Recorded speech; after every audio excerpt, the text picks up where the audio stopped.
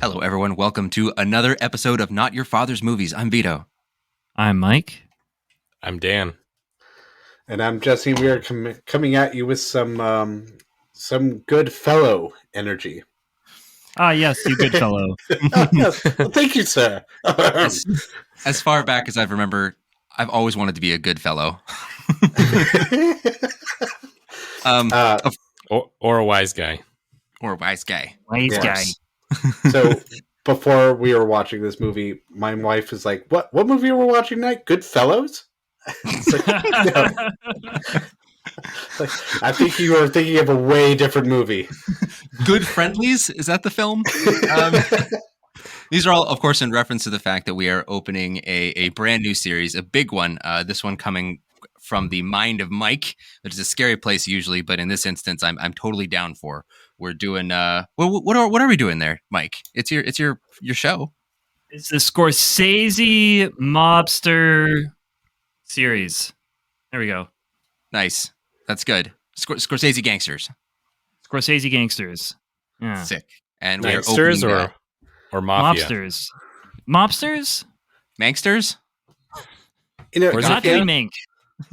Yeah, I looked up the difference between like gangster and mafia because I was wondering, does gangster mean one in a gang or mafia? And it turns out gangster and mafia mean the same thing. Interesting. Yeah. Wait, no, isn't mafia? Doesn't it mafia mean the Sicilian mob, the Sicilian organized? No, you can have a Russian mafia. They talk about that. Yeah, yes, that's true. I feel like every culture has a mafia. Yeah, Mafia is any like set or kind of sideline institution, kind of taking everything over and have their hands in everything, as opposed to like a street gang like the Jets and the Sharks, who are just right. They're just finger snapping their way through New York City, trying to find a better life for themselves. Jesse, that's right. They don't have control over the police, clearly. Yeah. Officer Krupke. But of course, we're starting the Scorsese gangster run, not with Mean Streets, but with 1990s Goodfellas. This is pretty cool. So I just wanted to personally tell this, even though this was Mike's idea for a miniseries. This one was going to come up at some point. When we started the show, one of the all-time ones I always wanted to do was Goodfellas, and I never knew when that would be right. I never knew when it would be appropriate. I never knew when it would like make sense to do. And it makes sense to do it now. It's a great time for us to do it. And this is one of the big ones for me. This is one of my all-time favorite movies. And I'm really excited to do it because I feel like there are not going to be too many hot takes tonight, but maybe I'm wrong. I don't know. How about you guys? What's like? Do you have anything to add? Which is why we're doing this? Yeah, I mean, I think that the reason why it felt like this was what we should do is that we haven't really done any mafia movies or mob movies or gangster movies, whatever you want to call it. We haven't done.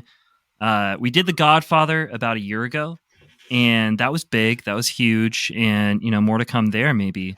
But Scorsese is one of the most important filmmakers and one of like the most one of the filmmakers that's closest to my heart, to all of our hearts as dudes. It's like he's one of the dude movie makers out there, and as far back as I can remember, I always wanted to talk about Goodfellas. So here we are. Mike, yeah. Mike, do you have a love for Scorsese in general? Oh yeah, I mean, who doesn't? I wouldn't say I'm a Scorsese aficionado, but I'm an amateur Scorsesean. You dabble. You dabbled. Nice. All right, so it's somewhere between you and Marty go way back, and you've never heard of him, is what you're saying. Yeah, in the somewhere between those two. Yeah, casual friends meet up at the bar. Yeah. Yeah, I think those are all good reasons, and I can't wait until we get into some of our nostalgia and the first times that we've seen this.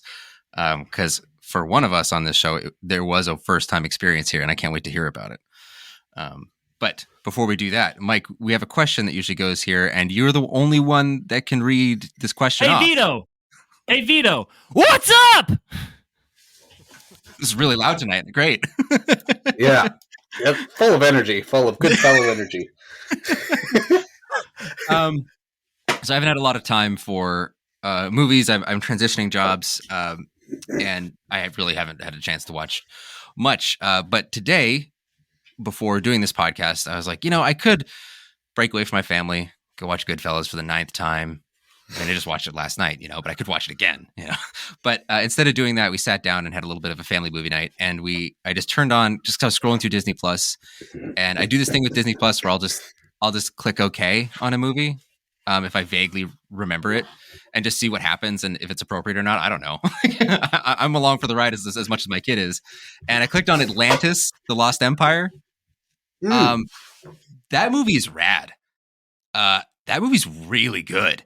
I had not had the memory of it being so cool, but I mean, I haven't seen it since it was in theaters. Like I was a kid, and I was really blown away by it. Like the CGI is pretty rough because it's old, but it's as far as imagination goes, and as far as like packing a lot of story in like every second, that movie moves and it has ideas and it's changing all the time. There's all these characters. It's like an old time adventure movie in a kid's movie, and it's kind of incredible. My daughter was really along for it. She was really engaged in a way I haven't seen her be engaged in a movie in a while, to the point where we had to say like, all right, you can't ask a question about every second of the movie. Like you got to save for the important questions. But she was really, really engaged in it, and she said that she really loved it. Yeah. Did you guys remember this movie? Oh yeah, I used to love that movie. That was one of my staples growing up. It was like that and Hercules. Oh yeah. Yeah, I love it. I haven't seen it in many years. I remember, like, I know my daughter and how scared she gets over things, and like there are submarine scenes where, yeah, there's a Leviathan that comes out while they're in a submarine, and it feels really claustrophobic. Oh I yeah, feel like that would really freak her out. There's also a guy who turns into a crystal at one point in the movie. Yep. There's betrayal, and there's gunshots. I think somebody gets shot. Yeah. Yes. Yeah, I think that's too intense for my kids right now. I think there's actually like a surprising amount of death. Like, yeah, there are multiple. Like when the sub is going down and water's filling the chambers, there are these two guys that are running along the length of the submarine as it's filling up behind them, and the camera's like pulling back from them, and it pulls back behind a door, and they just shut the door in their faces and lock it. It's like, oh, those guys are dead. But yeah. It's a wild ride. But I remember, Jesse, that your daughter specifically has trouble with the drowning and the being in the water stuff. Yeah, so submarine scenes are a no-go in this household for a while. How about you, Dan or Mike? Do you guys have any experience with this one? Yeah, I didn't really grow up with it. I remember there were trailers for it in every single Disney movie that we owned. So I remember seeing the trailers all the time. This is definitely one that I didn't watch until I was older, and I definitely was surprised at how good it was, and I was surprised that it wasn't promoted like it should have been. It seems like a much better movie than it was given credit for. But I'm right there with your daughter, Jesse. I cannot handle drowning in movies. Like we watched U571 when I was in high school. Yeah. And it's a great movie, but holy cow, like watching someone drown in a movie is worse than any other death, I think, to watch in a movie. So I totally get that. Yeah. So I'm going to construct a series for our next ones, and it's just going to be movies that feature really intense drownings. Unfortunately, we've already done The Prestige. We can't do that one again, but I'll come up with some more. But yeah, that's what I've been watching. Jesse, what's up? What's up?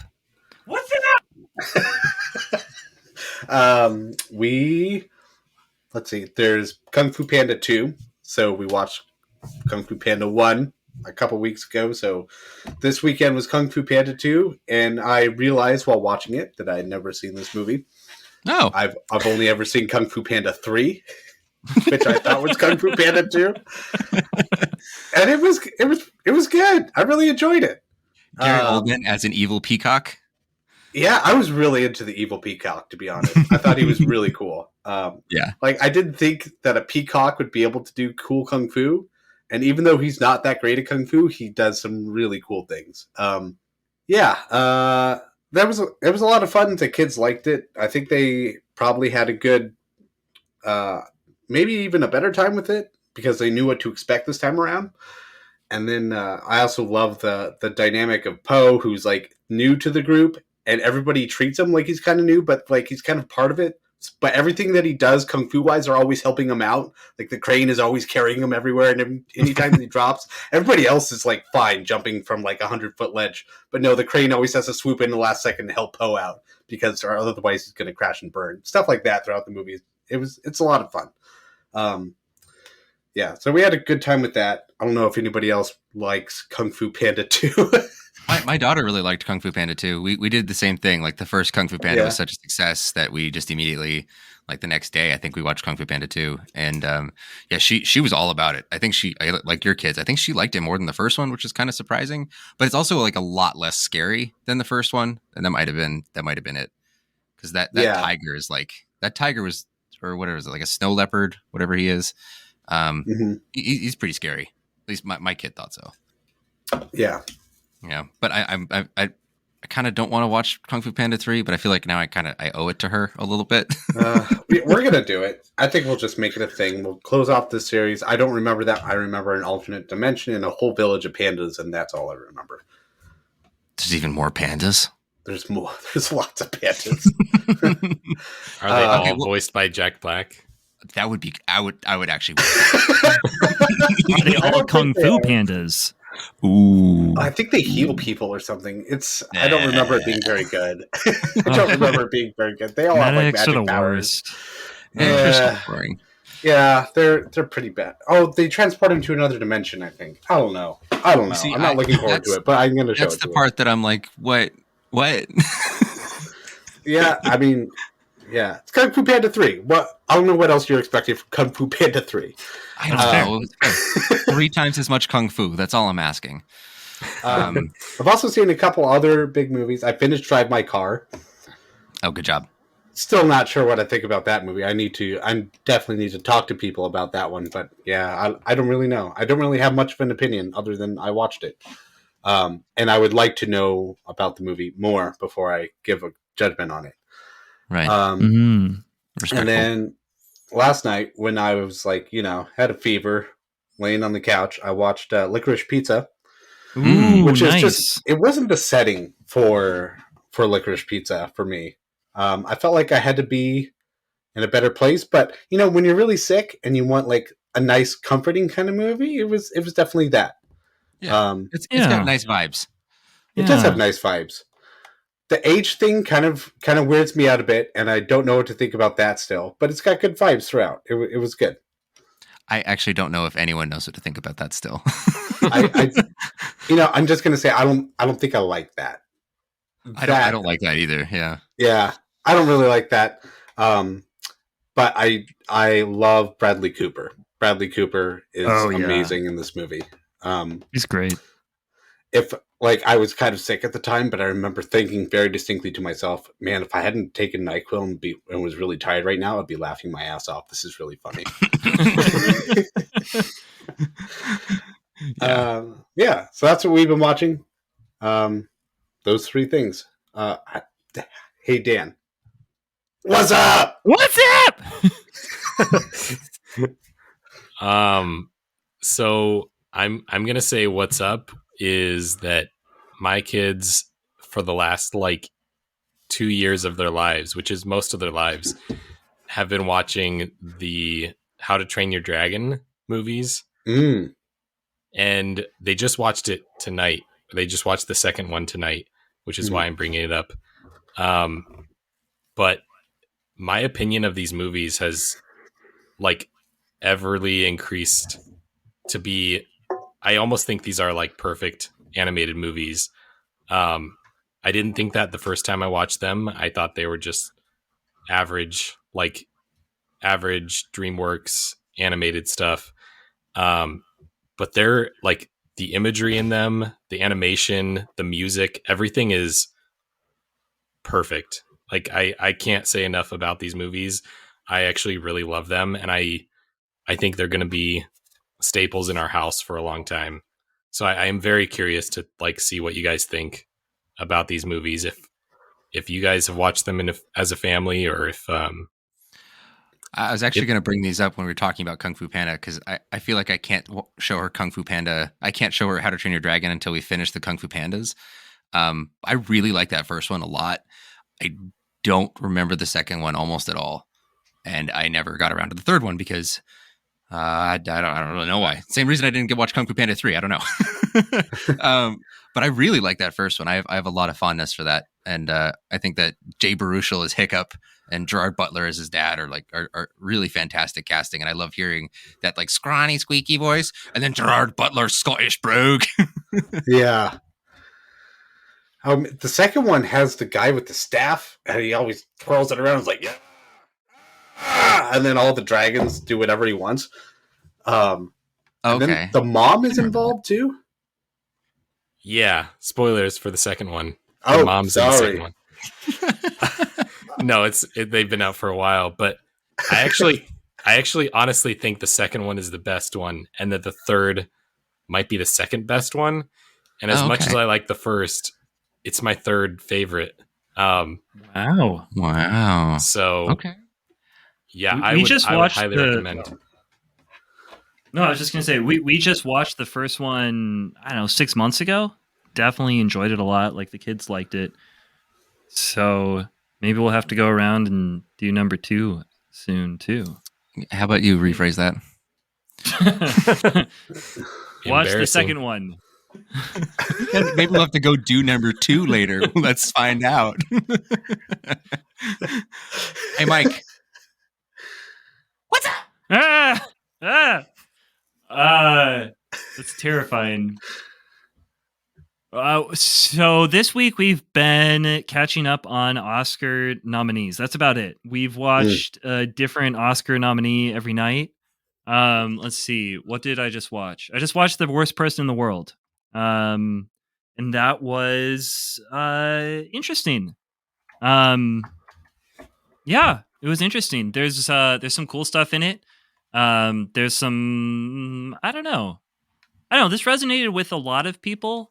And I don't think it resonated as much with me because maybe like I'm 30 and married with kids. And this is about someone who's 30 and doesn't know what they're doing with their life. I mean, I don't know what I'm doing with my life, but I know at least I have children. And I got to do something with my life. You know what I mean? Fair, yeah. So I think that maybe it didn't resonate as much with me as with other people because of where I am in my life. But it was definitely like beautifully filmed, and it's in Oslo and it's beautiful. I don't know. There's a really cool, like there's a certain amount of dreamy there's a dreamy quality to it. What is that called? Magical realism, which I'm always down for. Yeah. Nice. I like how 2 of the reviews for like some of the highest praised movies of last year from you and Jesse are like, yeah, which I really respect, because sometimes it feels like film Twitter or film Instagram or whatever is like an echo chamber where everyone talks about the same 3 things for like a month. And the narrative that Drive My Car and Worst Person in the World were the best movies of last year, like, was really annoying. So I like hearing from people I trust that, like, I don't know if it's all that in a box of chocolates. It's something. Well, so there's a character who almost seems like, very elder millennial or young Gen X, who has this really like profound sort of monologue about life and stuff. I don't want to go into it, but it seems like this is very targeted at certain types of people who are film Twitter people. And it makes sense that this would hit home. And I don't mean any disrespect or anything from that. It's just that it doesn't resonate with me in my life in the way that I can definitely understand it resonating with someone else. And like it, like I value that in it. I can see that value in it. I think so. Yeah. And I realize, Dan, I'm sorry, I did not ask if you had another what's up. before I just threw to Mike so callously. Oh, Well, I accept your apology, Fido. And I don't know. I'm watching Severance, which is this new show. It's with how is that? Yeah. It's what's his name, John Adams, or am I saying that wrong? The guy from Parks and Rec that plays Ben. Not the second president of the United States? Adam Scott. No, Adam Scott. Yeah. That's John right. Adams. That's awesome. He has a name very generic. I'm like 4 episodes into it, and it's good. I actually really dig it. I like him as an actor, and I like everybody else. The main actress, who's like a coworker of his in the show, is really, really good. I meant to look her name up, but she's really, really good. The show is about kind of the workplace balance, like workplace life balance that we're all trying to find. And essentially it's this dystopian world where you can sever the memories of your life from those of your workplace. And so you can be basically a different person the moment you go into your workplace and the moment you walk out of your workplace.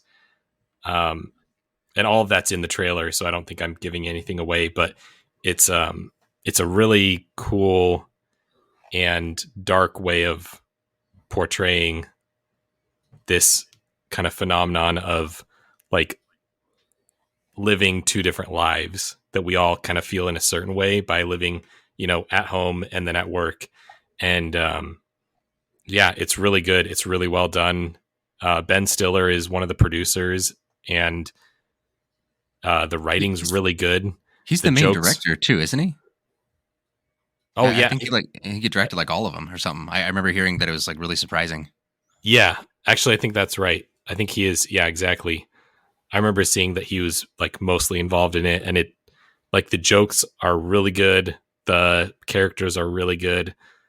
I don't know that I can say anything bad about this show. It's really well done. Oh, cool. So I'll have to give it a try. Yeah, that sounds great. Yeah, I'll definitely check it out. That's something that I wish I could do in my life. Yeah, it's very relatable. That's what I like about it. But nice. Any last what's ups from anyone? No. Nope. Everything's down from here on out. All right, let's get cracking then. All right, so we're talking again, reminding you, Goodfellas from 1990. Looking at this very helpful Google Doc that Mike's put together. Mike, I will not read it all verbatim. I'm sorry I did that to you that one time, but I thought it was really funny. We're going to start here with director Martin Scorsese. Heard of him? He's the reason we're doing this, and probably the reason that a lot of us like movies, or at least I like movies, basically. This was, he's already been so widely celebrated by the time he makes this. He's already done Taxi Driver, already done Raging Bull. And this one just like launches him into the stratosphere, right? This is like, you're one of the best of all time. It's written by Nicholas Pileggi and Martin Scorsese, based on Nicholas Pileggi's book, where he interviewed Henry Hill, right, Mike? Yeah, it's a biography of Henry Hill. Mm-hmm. Nice. And also based on that biography it's My Blue Heaven, right, with Steve Martin. There's a gangster comedy that is also based on Henry Hill's life. Oh yeah, that's right. Yeah. I think it's called that. I'm actually going to check that real quick. Yeah, because Henry Hill is now like, whoa, he's one of those like mafia commentators. He's no longer in Whitpro, and yeah. He just couldn't stay in there. He kept like trying to. He kept going to jail and stuff. He kept telling people who he was. He kept doing mob stuff. They're like, we want no part of you. And he's like, no, man, I know how to do it still. Yeah, but of course, you have a note here, too, about Nicholas Pileggi, who's kind of made it kind of his life's work to work in these stories of mobsters and things they've done. He's going to come up again later, next episode. So let's see here. Oh, this movie takes several liberties you've mentioned here. Yes, it does take quite a few liberties with the truth. But I feel like this like an actual story about the mafia, right? So there's a Italian film called Gomorrah, which is like about the mafia in Italy, and it's very true to life. It's fairly mundane. Like there's some murders, yeah, but most of it's like corruption. Most of it's like, you know, you want your trash taken out? Well, guess what? We got the squeeze on the trash companies. And you're like, this is very unglamorous. I don't want to hear about how you have like the garbage company by the balls. Cinematographer here is Michael Ballhaus. He's going to show up again, as is, of course, Scorsese's lifelong editor, Thelma Schoonmaker, who did, I think, just recently pass, right? Right. Did she? Wait, no, I saw on IMDb she was working on Killers of the Flower Moon, but maybe she really recently passed. No, she's not dead yet. I was confusing her with Quentin Tarantino's editor, who he worked with for all of his movies, and she recently passed. My bad. That's why we have the internet here. All right, so starting out, we got De Niro here as James Conway. Kind of like the aspirational gangster of this, right? Like he's the one that Henry Hill wants to be like. He's the guy that seems to be most in on the action, the most careful, right? The one that's not really going to get caught again. We got Ray Liotta as Henry Hill. I was talking to Mike about this earlier. I wanted to see what you and Jesse and Dan, you guys think. I think he's like a really handsome, good-looking dude. Like he's got great eyes, but I think he's like 5% too creepy. Is that a good read? I'm not sure if creepy is the right word, but I know what you mean. It's on the tip of my tongue, but yeah, it's not. It's like too manic. It's like 5% too manic. He's got a really weird laugh. Yeah.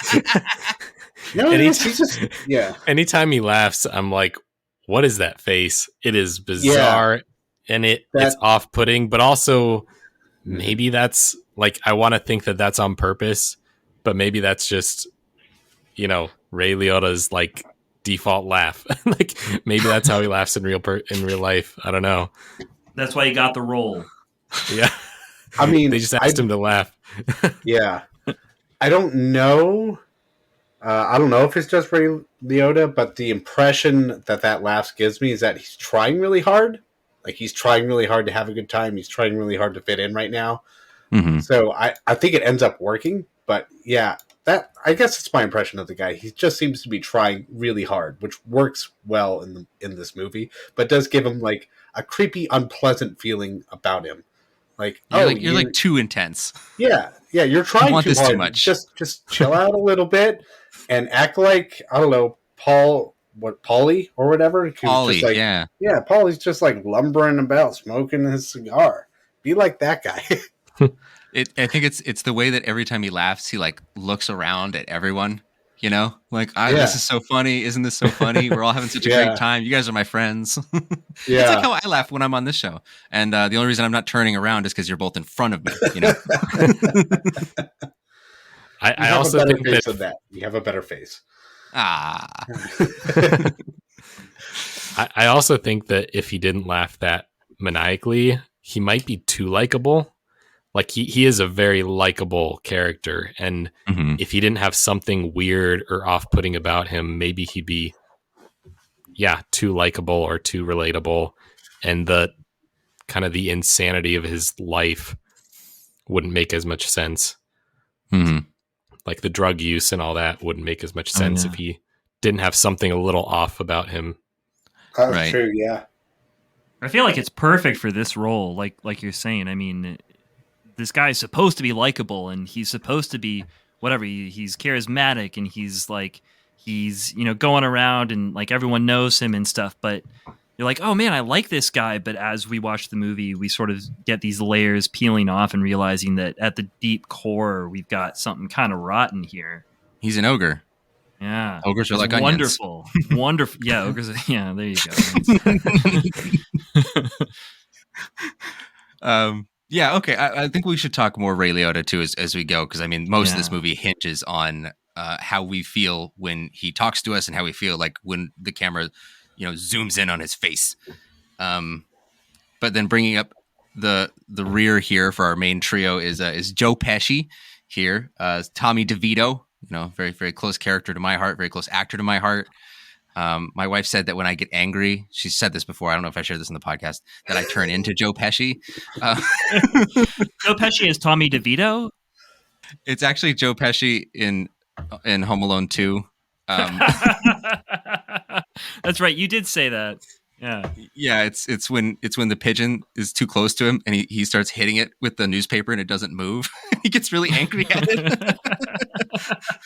I don't know if anyone does rage like Joe Pesci does. It's amazing. The F words that come flying out of this guy's face. It's incredible.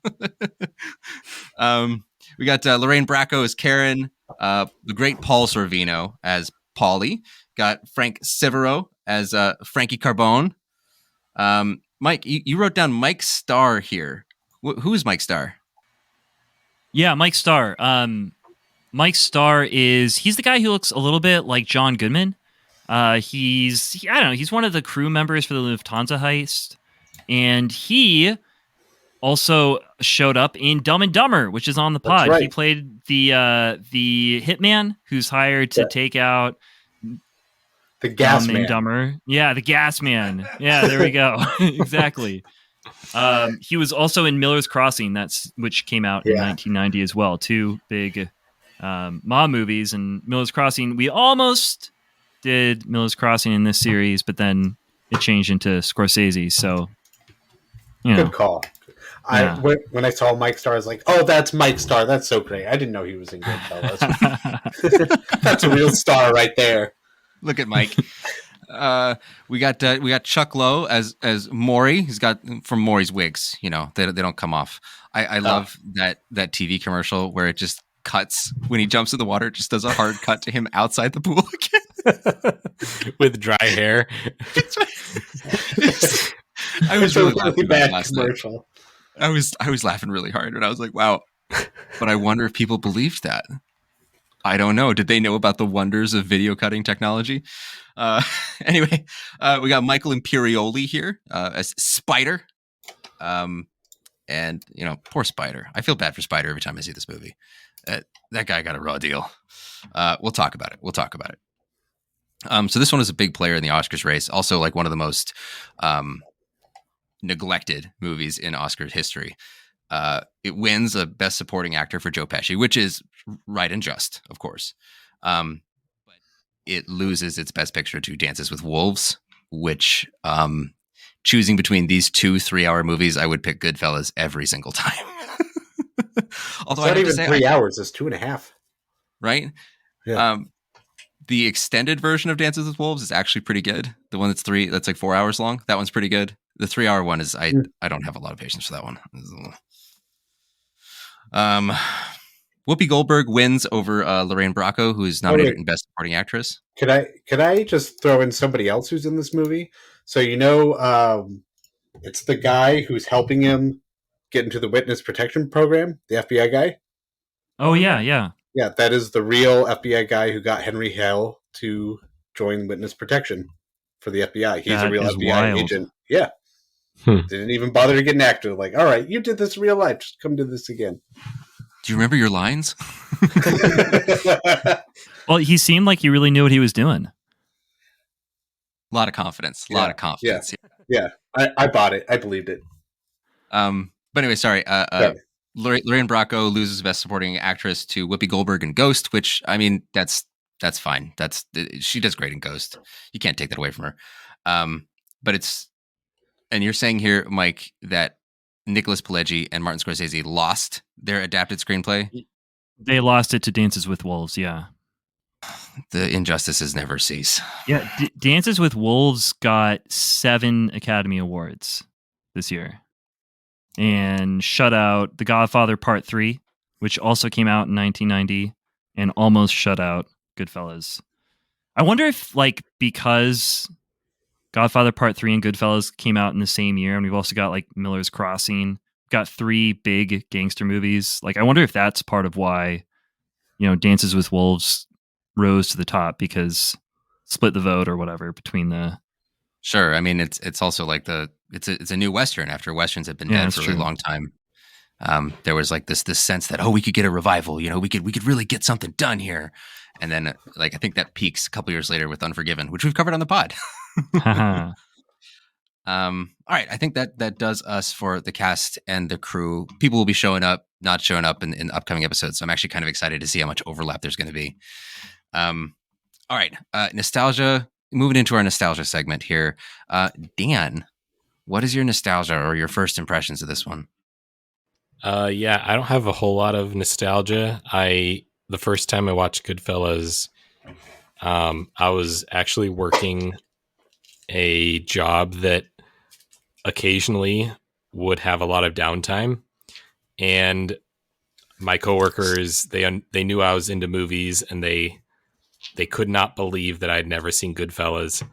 And so they were like, one night when we didn't have any work to do and our boss basically didn't care what we did, they were like, Dan, we got to watch Goodfellas. So they put Goodfellas on the TV, and it was like kind of far away from us, but we could all see it. And I was really tired because it was night shift, and we watched Goodfellas, and it was just the worst conditions possible. I did not appreciate it. I think I fell asleep a couple times. Which, yeah, like looking back, I kind of despise myself a little bit for falling asleep in the middle of it. So the second time I watched it was actually today. Like, oh wow. And I can honestly say this is kind of my first time really watching it. And yeah, I was blown away. I can't believe that this movie, like, I've never seen this movie. I can't believe that Martin Scorsese, like, I can't believe I haven't watched only his movies my entire life. Yeah, I'm very excited to talk about this. I didn't realize just how much I'd be excited to talk about this movie until I watched it today. And yeah, that's my nostalgia, is basically in the last 12 hours I fell in love with this movie. It's been a whirlwind romance. I love that. Yeah. How about you, Mike? Oh, wait, actually, you know what? Jesse, you've seen this movie 3 or 4 times, and you have a long, well-documented history on the pod talking about how much you love Goodfellas, right? Yeah. Well, I hate to say it, it's going to blow Mike's mind, but I've never seen Goodfellas before. What? You've never seen Goodfellas before? How is that possible? I don't know. How do I not know this? Well, you should know it because I've told it to you like 10 times. And I know that's not a genuine reaction this time, but the other 10 times, it's all been genuine reaction. And I feel like a lot of those times it was like recorded too. I think it might have been. I think it has been recorded.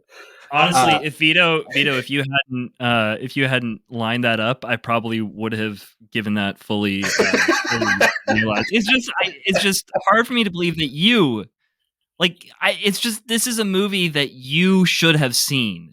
You should love from the time you were a child. This is something, I don't know why, but it just feels like Jesse and Goodfellas go together like peanut butter and jelly. You're right. That makes sense. Like, now that I think about it, I think my dad probably had this on the TV a few times, but I don't know. I walked in. I think I would walk in at some slow parts or whatever. I'm like, I don't care, and then I like walk out. I think that was my relationship with Goodfellas for a long time. I know my dad has seen it. I think he likes it. I think he does. I mean, he saw it, so he likes it. Yeah. Yeah, I'll go with that. Yeah, but I think, I don't know. I think I was too young to watch it at first, and then he just kind of, like, I feel like this should have been something where we would have like watched it together. I think he just lost track of what movies I'd seen or hadn't, or something like that. So I have heard about this movie for years, and I don't know. I never felt motivated to see Goodfellas for some reason. I felt like it'd be overhyped because it's always like on the best movie list of all time. And whenever I see a movie that I haven't seen that's on the list, I'm like, is it really all that though? Is it? Can you say that? So then I'm like, oh no, I got to forget that I saw that list, and then I'm gonna come back to it with genuine ambition and like I'm gonna appreciate it. So anyway, it wasn't until this pod a couple days ago where I watched Goodfellas for the first time, and this movie's great. Ooh, this is a real gangster movie. This is like some real mafia shit going on here, guys. And it's tunnel vision just focused on like one dude throughout. It's not the grand mafia. It's just like this one guy and going through all of it with him and his wife, who also gets like a narration aspect. And I love this epic like 25-year journey of this guy falling in love with the mafia, falling out of love with it, falling back in love with it, getting in too deep, and yeah, it's great. I love it. I'm so happy. I'm so happy. I was so worried. That is great news. Wow, I can't believe we've got like two new Goodfellas watchers here with us. This is great, and you both love it. That's wonderful. Yeah, I it's really the do. best possible outcome. It really is, because sometimes with these ones, like especially for some of my favorite movies that we've done, there's a lot of fear going in. If either Mike or Jesse or now Dan, if Dan hasn't seen it, I'm like, am I going to have to spend this pod fighting for my life here, or am I going to find some allies? And I was really dreading. I was like, man, if one of them don't like Goodfellas, we're going to have a fight. I'm so glad we're not going to have a fight. Honestly, I was scared to watch it because there was so much hype around it. I was worried I wouldn't like it as much as everybody else. And now I can't believe I've never seen it. I'm like genuinely excited to see it again anytime in the future. And it's gotten me like even more excited to watch anything Scorsese. I'm kind of like, you know what? If he can make something this amazing in 1990, he can do anything. And it's made me excited about this whole series, to be honest. Yeah. Hooray! I really agree with Chris Ryan over on The Watch when he called that Killers of the Flower Moon is going to be Best Picture next year. I'm kind of like, you know what? After seeing Goodfellas again, yeah, yeah, it is. Which is Mike, crazy about a movie you haven't seen, right? Like, yeah, but it is. It's just going to be. It's just going to be. It's going to be. It's going to be a stone cold masterpiece. Even like The Irishman, which I don't love, was like good. You know, it's a good movie. Is it long? Yeah. Is it kind of boring? Yeah. It's good though. Yeah. We'll get into it. We'll get into it more. Mm-hmm. Mike, how many times have you seen Goodfellas? You know, I think I've only seen it maybe 4 times. The first time I saw it was in college, and it was on my shitty laptop late one night, and I turned it on. I was like, "Oh my gosh, what is this movie?" And I didn't sleep that night, which I feel is the right thing to do when you're watching this movie, is to like not sleep the first time you see it. That gets you in the right mindset. And you know, I've seen it a few times over the years. It's just fantastic. Love it. Yeah, I got to echo that too. I saw it also in college. It was freshman year. I think it was like the first month of freshman year. And I had the Blu-ray that I bought, and I had this little, because this is 2011. Okay. Blu-ray players in laptops, it was quite expensive. And this was right before, you know, everyone just decided that laptops don't need disk drives. But I had this little portable Blu-ray player, and it had like a tiny little screen. The screen is probably like this. I'm holding my fingers out. Just imagine a really tiny screen that would be terrible to watch Goodfellas on, and then that's what I watched it on. But it was still, it's one I'd wanted to see ever since I was a kid, because I'm Sicilian, and so Goodfellas is brought up all the time, right alongside The Godfather, and it was always in my circles, it was always seen as like the fun movie. Godfather was like the movie, and then this was the fun movie, and I forever wanted to see it, and it blew my mind. It blew my mind, and I've probably seen it like 8 times. Like, this movie qualifies in my household. My wife loves it too. My wife will watch it by herself when I'm not there. This qualifies as a watch anywhere for us. There was a period. Yeah. My wife really loved it too. She rated it 5 stars, and she had also not seen it before. Nice. This makes me so happy. Spreading the Goodfellas love. But there was a period early on in our marriage after she'd watch it for the first time where we would just be like, "Do you want to watch Goodfellas?" She'd be like, "Yeah, let's watch Goodfellas."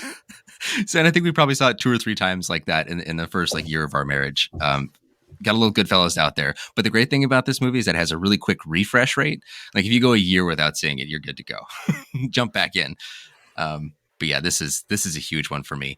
To to the point where I was discussing with my wife, like when I could conceivably show this to my kids, because I waited till college. My parents didn't want me to see this.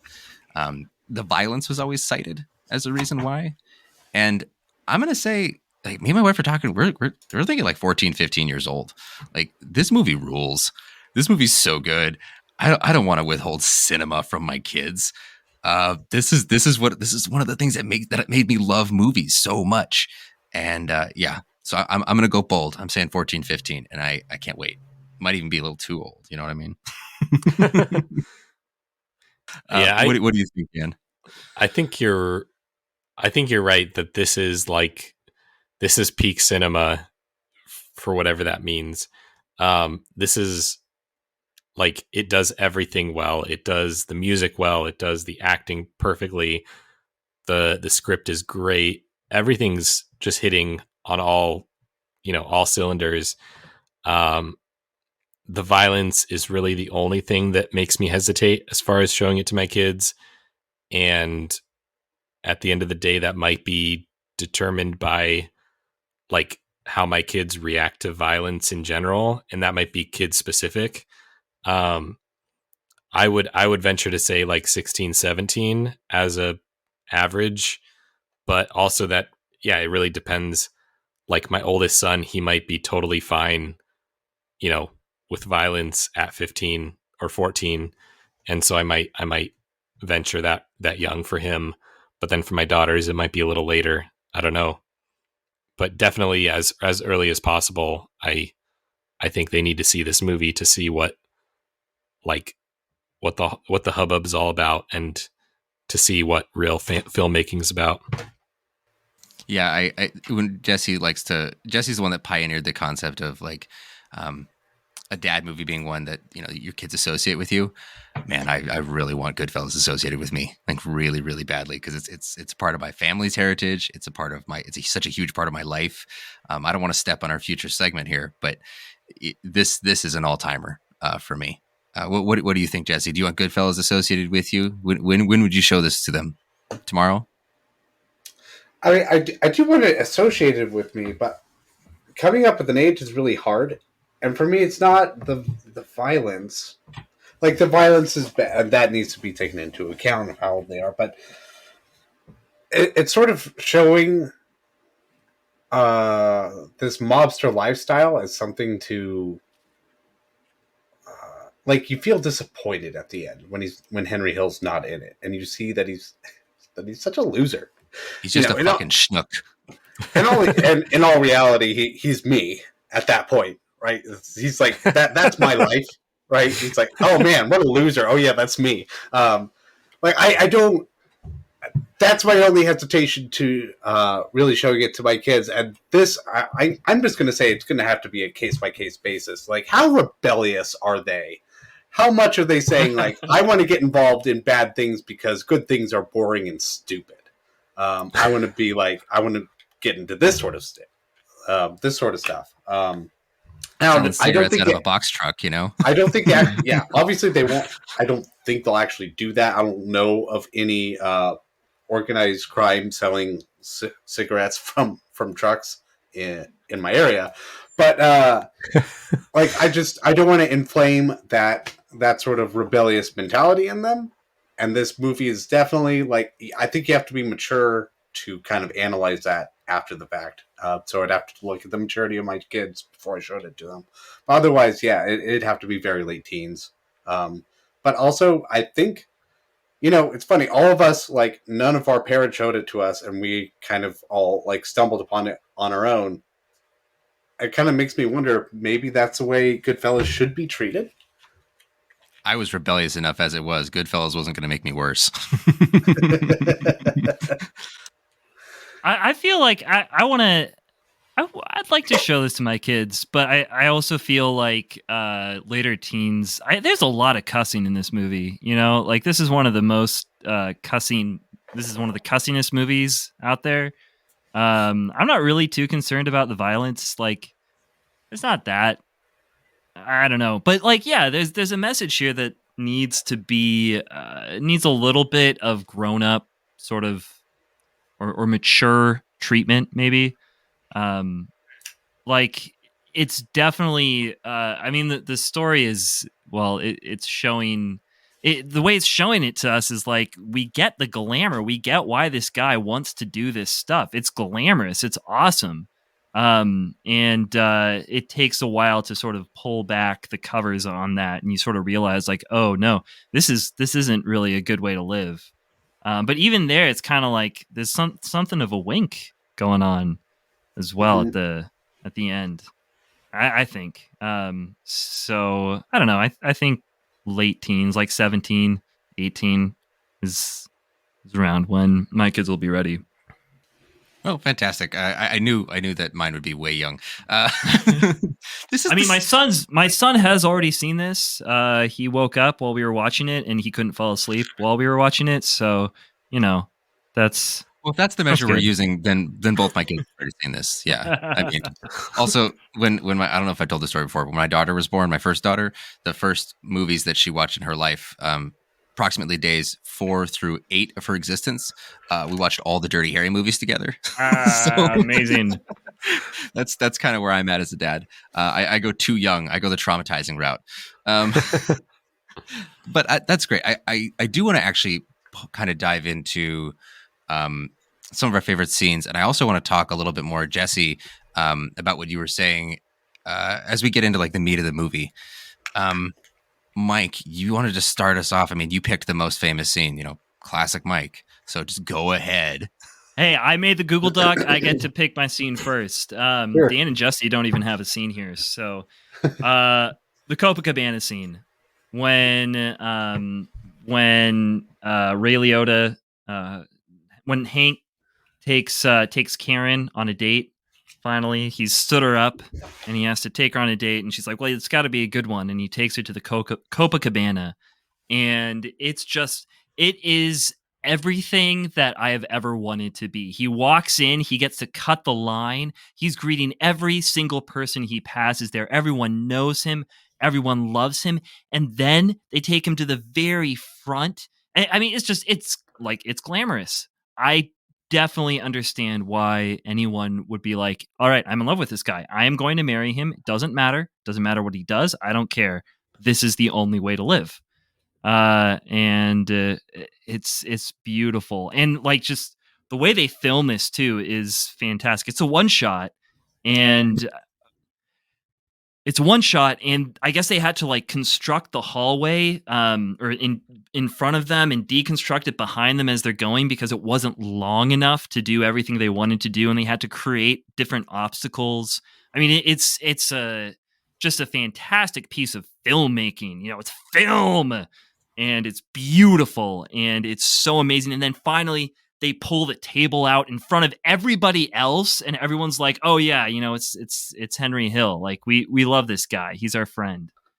This is beautiful. It's amazing. Yeah, they literally make a table for him. The table wasn't there to begin with. They make it appear with the tablecloth and everything. I love that. That it's one of the most famous tracking one shots in all cinema history because of how like kind of impressive and startling it is. I love how if you follow, like it's really hard to follow exactly where they're going because there's so much going on. But I've seen this enough times that I was really trying to track where they're going. So they enter, and they go left, they go right, they go right, they go left. They go all the way around the kitchen back to where they started and then just go left, which is the same as if they'd walked into the building and just gone right. Their 3 lefts made 1 right. But That's it's amazing. So cool, and it has to be long, and it has to seem labyrinthine because you're kind of descending. There's been a ton of analysis and criticism about what this means, why he did this, and it's really supposed to be like this descent into hell. For Karen's character, he's walking her down into the red basement, and he's the prince, and I thought that's just very striking, amazing imagery. Whether he intended to do that or not, it looks amazing, and that can be inferred from it, which is pretty rad. It's the song choice is perfect. Oh. What's that song, Vito? I forget what it's called. Oh, okay. Thought you had it at the tips of your fingers. It's I'm gonna find it here. Hang on. That's all right. That's all right. No, I have to know now. I have to know. I'm gonna hold up everything while I look at this. Oh, it's Then He Kissed Me by the Crystals. Oh yeah, Oh, that's a great- right. Yeah.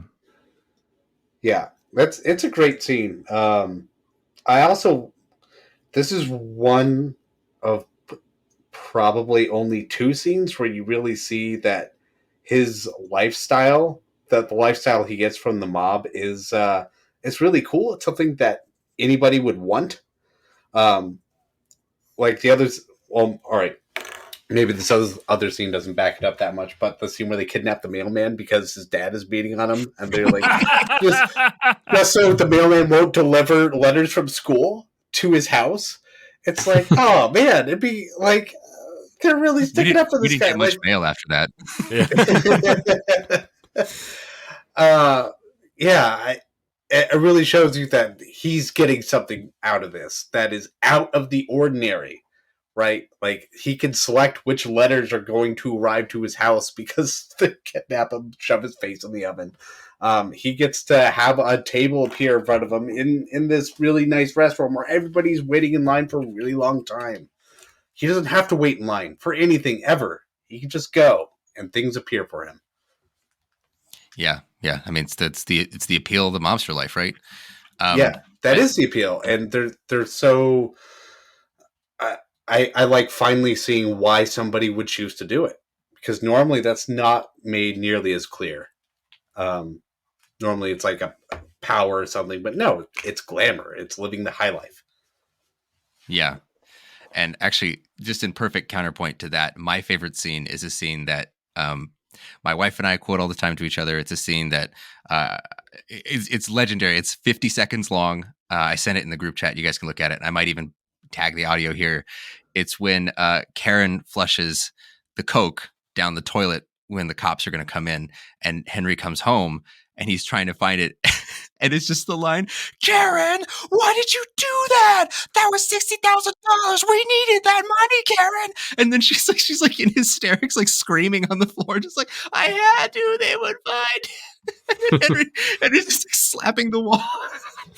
And it's great because like things have finally gone so wrong, in every conceivable way. And they keep getting worse and worse as the movie goes on. The fuck ups become worse, and this is truly like this is the end of the rope. You know, there's almost nothing left for this, and I love that in this scene, which is so emotionally intense. It's also just really funny, and just the way that she's like on the flat on the floor, and then he slaps the wall like 3 or 4 times.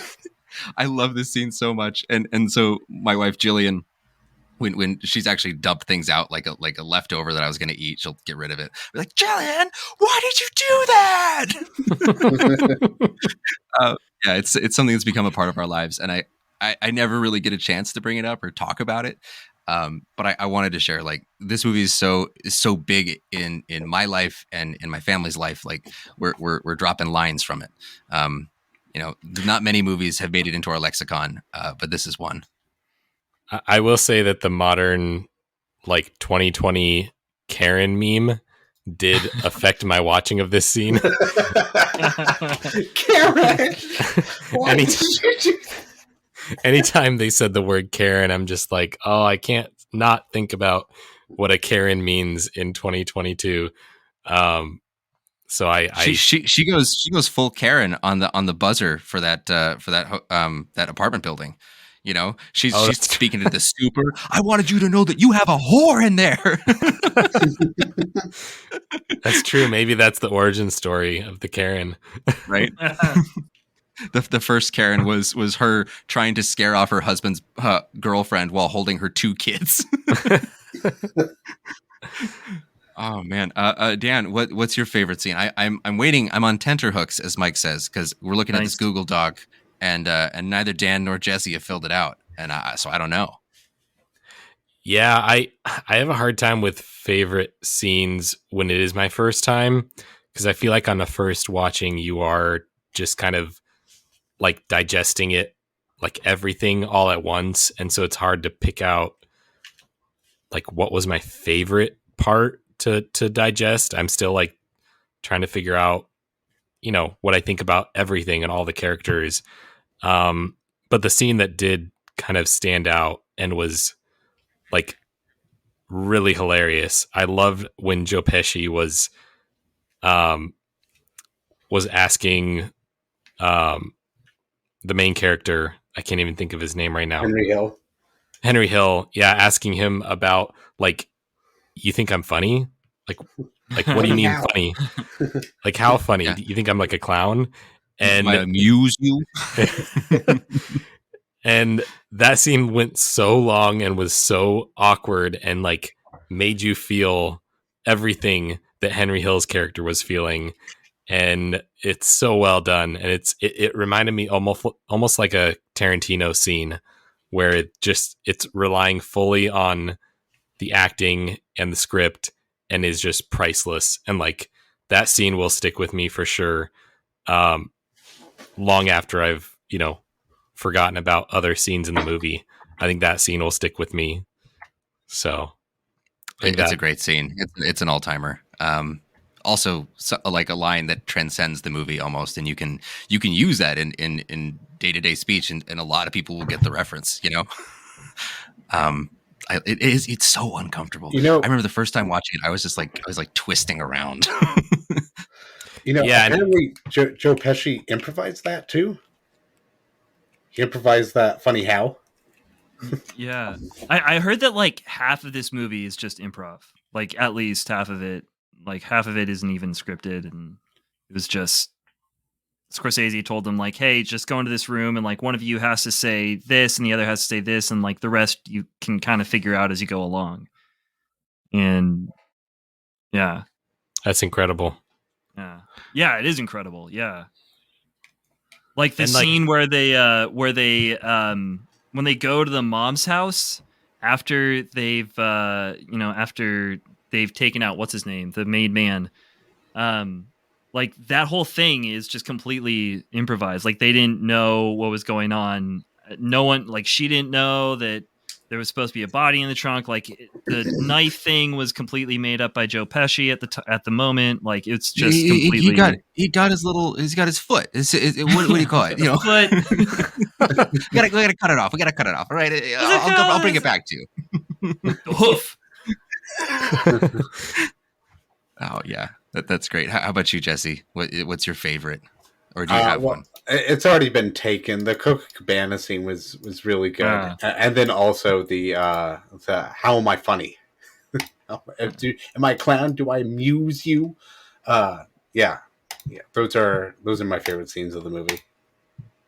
Already been touched on, but yeah, I think the am I funny? It's so.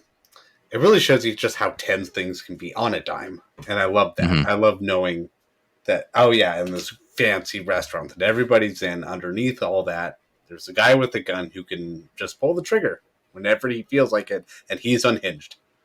And so is everybody else at the table, probably. And that's terrifying and also exhilarating. Like, you want to see more of that. You want to see where all this can go. And it finally kind of explodes, right, from Joe Pesci with Spider. He's threatened to kill, he's messing with Henry, he's friendly with Henry, and Spider, looks down on him. And when he ends him, everyone's like, what's wrong with you? Like, what Jimmy says, like, what are you, like some sort of fucking sick maniac? Like, what's wrong with you? Why would you do that?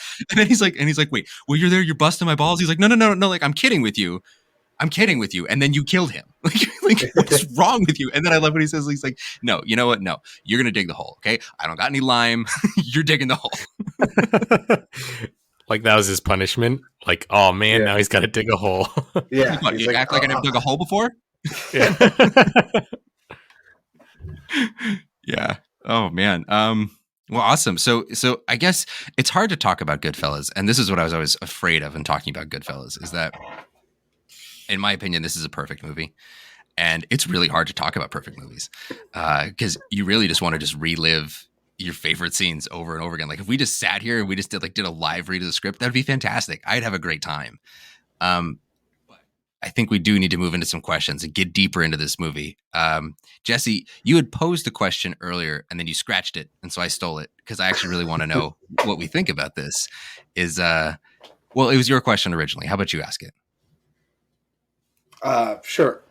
So we've already covered The Godfather before, and it's the only real like mafia gangster movie we've done. So, which do you think is better, The Godfather or Goodfellas as a gangster movie?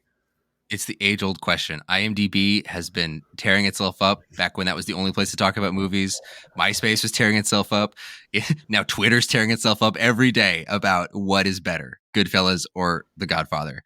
And I think they're the same. I don't know if I can. I'm not even going to say they're like flip sides of the same coin. They're not. They're not. They're focused on almost entirely different things. Like The Godfather is an opera, and Goodfellas is punk rock. The Godfather is this sweeping epic of betrayal, and Goodfellas is like it's like a direct adrenaline shot right to your heart. I can't fault Goodfellas for being more entertaining than The Godfather, and I can't fault The Godfather for being more epic than Goodfellas. Like, there's nothing wrong with either of them. Maybe Sonny's death is like a little cheesy. Okay, maybe that's like the only thing wrong with The Godfather. I don't know. I don't have an answer for this, and I've been thinking about it for 11 years. Yeah, well, I don't really have an answer for it, which is why I didn't want to ask the question all of a sudden, except to say like. Yeah, I think it's like you're saying it's like picking apples and oranges and asking what's your favorite fruit, and like I don't know, one's an apple, one's an orange. They're comparable on the level that they're gangster, but like the idea that The Godfather is this big sweeping epic where you're getting the sense of the entire mafia and its operations out in Italy, in Las Vegas, and the second one down in Cuba, I think. And then not just, hitting some random punks off. It's showing their huge, large-scale operations. And then passing down the leadership from father to son gives it a very strong, larger-than-life epic scale.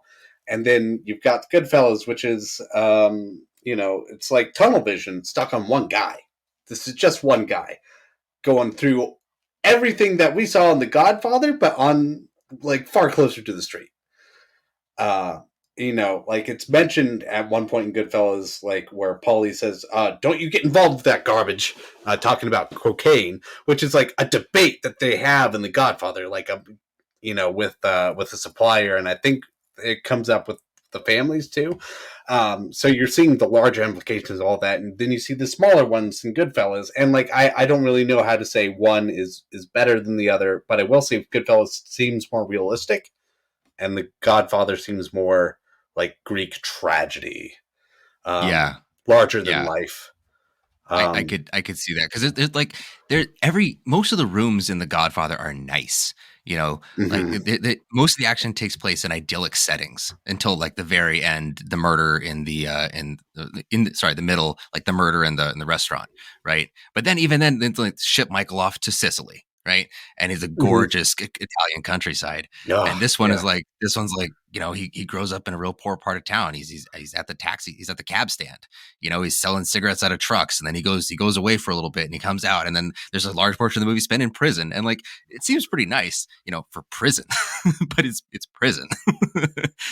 This is like the street level view. This has an air of like authenticity to it that The Godfather doesn't really seem to try for. It you don't really ever question it, but it doesn't seem like it's trying to be gritty, Yeah. Like Vito and Michael Corleone, I don't see them as real people. They are like, I don't know, like it's like Achilles and Hector from the Iliad. But here's this Henry Hill guy. It's like, oh yeah, I can see myself in this guy quite a bit. Or you've met someone kind of like him. Exactly. Right. He just seems very real. He is a real person in real life. Like this guy actually died. He lived this life.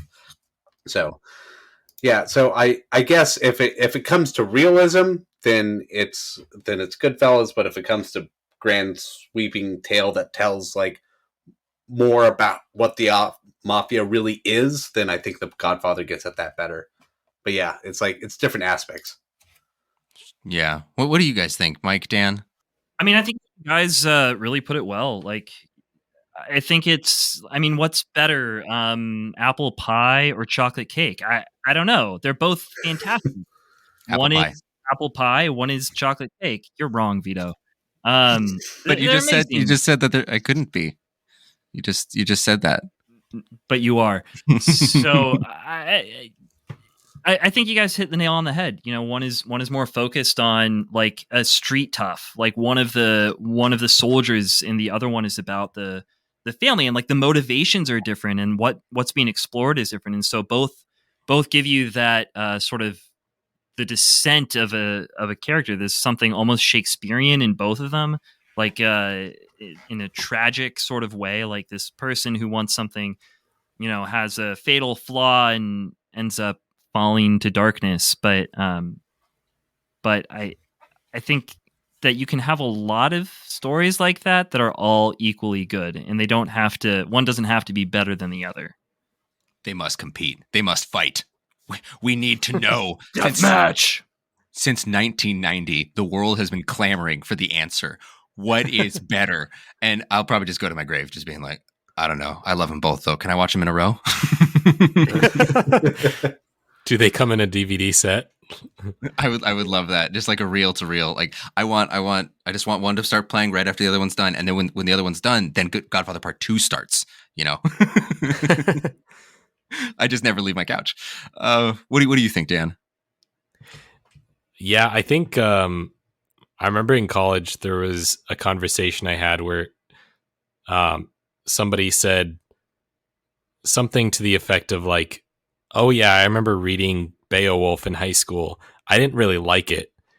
And somebody else in the conversation was like, "No, like you don't get to not like Beowulf." That's an appropriate response. That's amazing. Yeah, and like his whole point was like it's a work of art that like surpasses any judgment because it's such a classic, and it's like been such like so much recognition and so much, you know, analysis and so much history and so much culture is tied up in this work of art that like our opinions as, you know, 21st century millennials don't equal anything. Like you can say you don't like it, but you might as well say that you don't like the Grand Canyon. Like it doesn't mean anything, and it doesn't take anything away from the Grand Canyon from being this, you know, monument. That's incredibly well said. I have struggled with trying to put that thought into words before, and you did a really good job. That the Grand Canyon is the perfect example. Yeah. And that's kind of the feeling I had when it came to this and The Godfather is like, I can talk about which one I like more. Personally, I think the Goodfellas might be more rewatchable because of like how you feel like you can relate to Henry Hill's character. The music is so just amazingly enjoyable.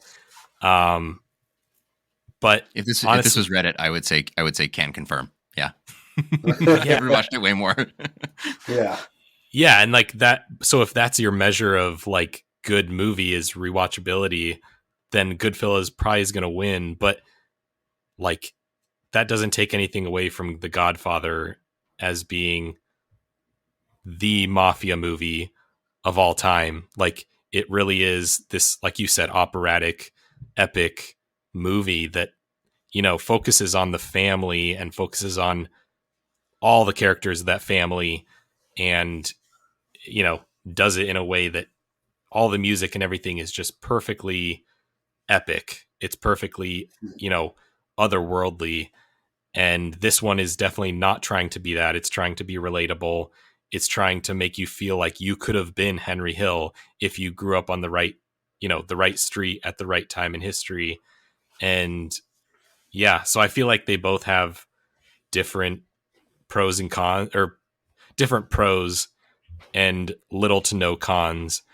And so that's kind of my question about this movie is like, is there anything that we can reasonably critique about the movie?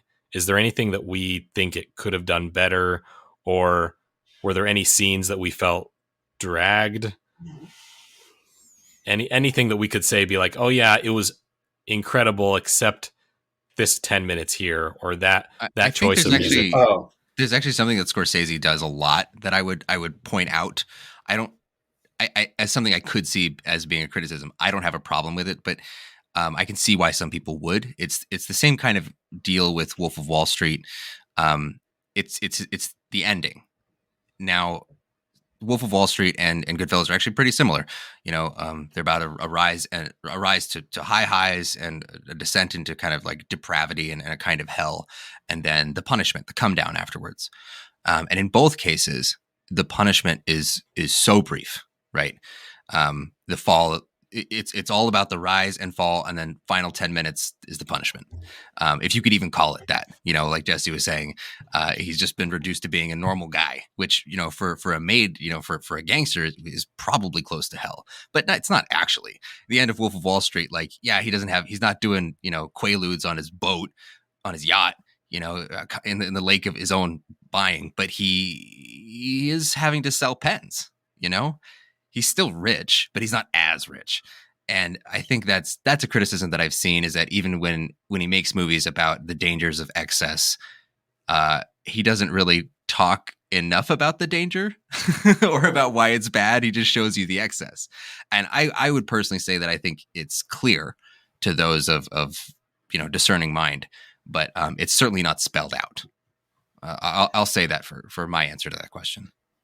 Yeah, Well, talking about that part specifically, I think that's why I said I would want it for a later age, in terms of showing it to kids, because I don't think that they would fully get that. Like, I really, like, when I saw the end, I felt like he had really descended. Even though it was like I said, I made that connection, like, oh, this is my life. But I was so separated from my life watching this on the screen that I really felt his fall right then. Sorry, but that's in response to you, Vito, not in response to Dan. And I guess I've got one nitpick that I could think of. You kind of sprung this question on us last minute, so you didn't give me enough time to think of nitpicks here. But one nitpick would be, like, there's parts of the beginning where it freeze frames and then there's narration going on, and I think the freeze frames are a little too long. That's a nitpick. I disagree wholeheartedly. One of my favorite shots in the whole movie is the freeze frame when the car blows up behind him. That is an indelible photograph, and I love that he lets me look at it for as long as I want it, because I want that hanging behind me. I just realized that right now as I was saying, it's like, I want that right there. I want to see it every day of my life. It's not that I don't like the freeze frames. They just last a teeny bit too long. It's like I said, this is a real nitpick. And like I said, Jesse, I disagree wholeheartedly. Oh, you actually disagree wholeheartedly. That's not even like sarcastic. Wholeheartedly. Yeah. Not even I love every second of those freeze frames. What's something you didn't love then, Mike? What's one thing that you were like, Nothing. I'm all the way in on this whole movie. Mike, I'm just going to say that is so you to, like, oh yeah, here's the thing is completely frozen. My favorite thing. Exactly. If I could watch a 2-hour movie of just one still frame, I'd love it. If you just look at a picture, you could do that for as long as you wanted. No. It must be a movie. I'm going to get you one of those frame TVs, and then you can just put a picture on that, so it's like you're watching a movie, and it never ends. You just be looking at the TV, and it'll just be a picture.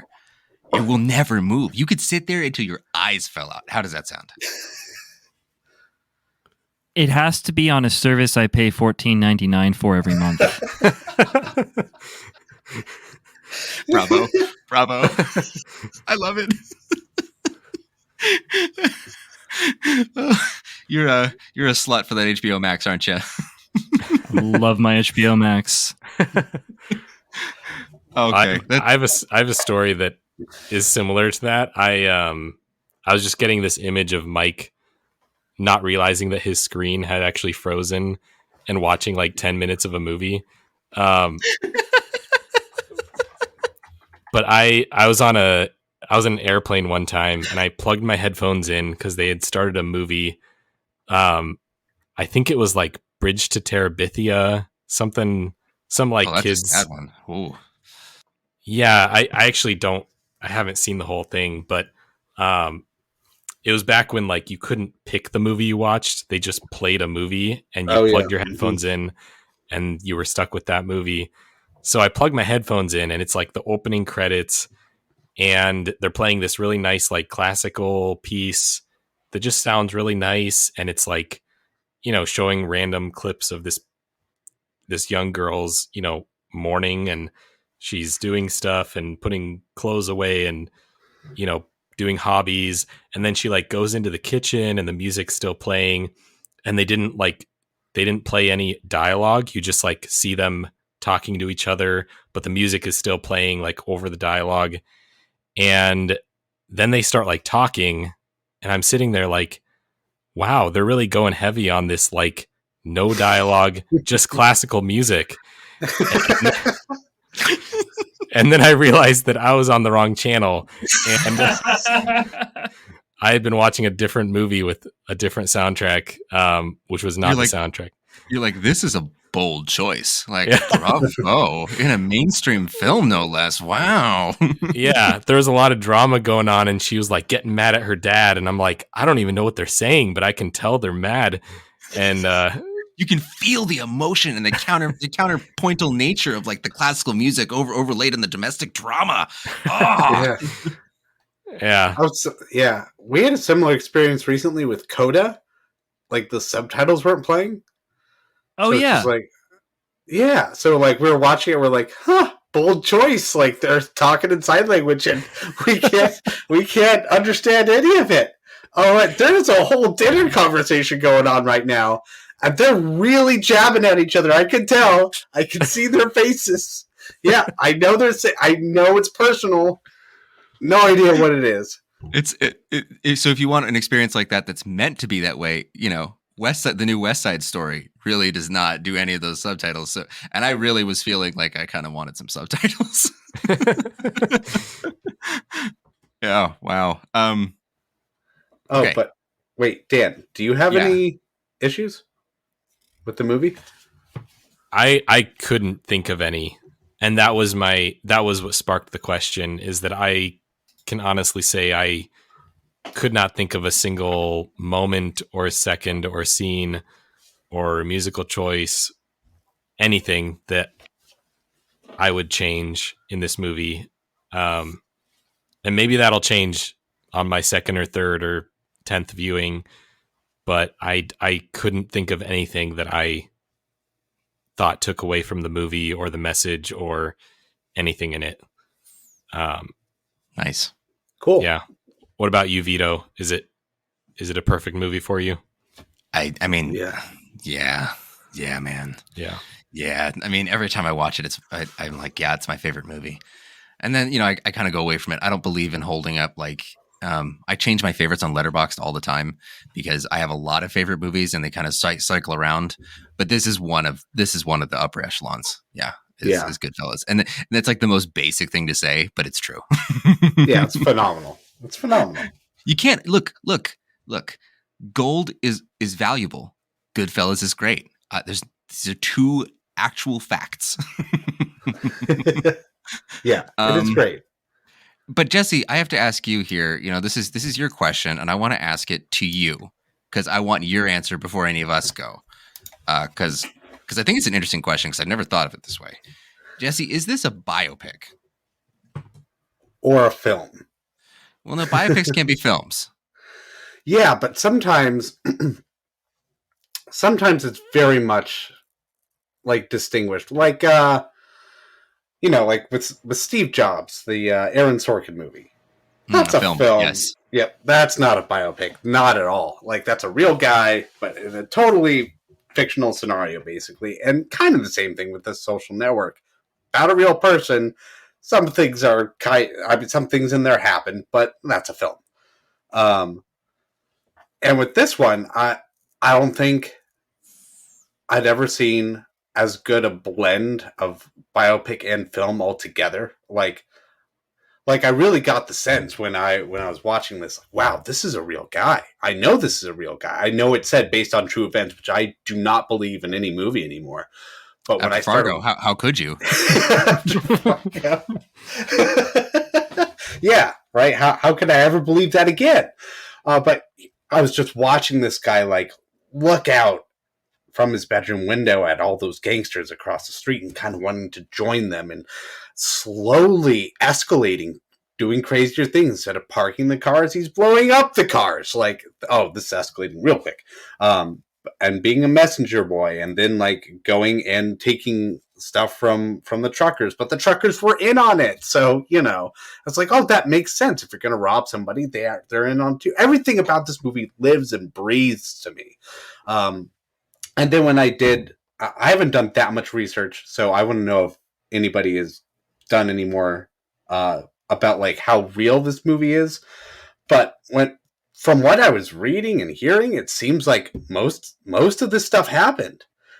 With like little details changed here and there, like Tommy was already a made man when he was whacked.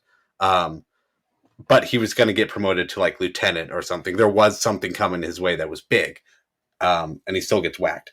There's stuff like that throughout. Or like Henry Hill actually had a boy and a girl instead of 2 daughters. Stuff like that. But it was all like, the heart of it was always there.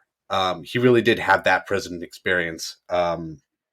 So a lot of this feels like true to life and like a gritty biopic, but also a film that blends a message and great cinematography and acting into one. So yeah, I'm going to cheat at my own question and say I think it's perfect at both.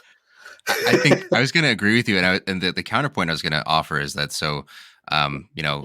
about Steve Jobs, we're divided on this podcast, I know, but The Social Network, is a stone cold kind of masterpiece and has been hailed as such. And I think the reason why, like I like Walk the Line a lot. Walk the Line's a great movie. Would I say it's like, a masterclass in film? No, of course not. I don't think it's trying to be. I think it's just trying to tell a nice story about a musician, right? And I think the difference here between something like that and something like this is that this is made by one of the people who's best at doing this job. Martin Scorsese is one of the best people that's ever lived to do the job of making films, right? Same thing with David Fincher. And I can't say the same thing about James Mangold. Nothing wrong with James Mangold. Perfect. I'm sure he's a really fun guy. He makes fun movies, great movies. Some of them might even be classics. But there's just a sharp difference, right? And so I think that when you have a true master of a craft do that craft, it really makes other things look paler. And I think that's what's happening here. I do think this is a biopic. It's also a gangster movie. It's also a lot of stuff, because a master made it. Like, Parasite. What's Parasite? Well, Parasite's kind of like a thriller, kind of. It's also kind of like a comedy. What is it? Well, yeah.